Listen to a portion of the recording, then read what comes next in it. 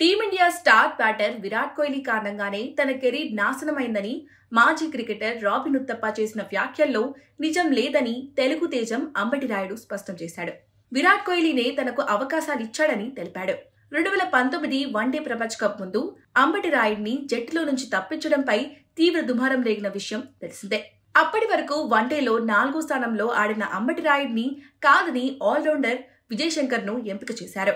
అయితే విరాట్ కోహ్లీ కారణంగానే రాయుడికి అవకాశం దక్కలేదని ఓ ఇంటర్వ్యూలో రాబిన్ ఉత్తప్ప తెలిపాడు. తనకు నచ్చని ఆటగాళ్లను కోహ్లీ జట్టు నుంచి తప్పిస్తాడని, అంబటి రాయుడు యువరాజ్ సింగ్ కెరీర్ మధ్యలోనే ముగియడానికి కోహ్లీనే కారణమని ఉత్తప్ప తెలిపాడు. 2019 వన్డే ప్రపంచ కప్ కోసం రాయుడు అన్ని విధాలా సిద్ధమయ్యాడని, అతన్ని చివరి నిమిషంలో జట్టు నుంచి తప్పించడం అన్యాయమని కూడా ఉత్తప్ప చెప్పుకొచ్చాడు.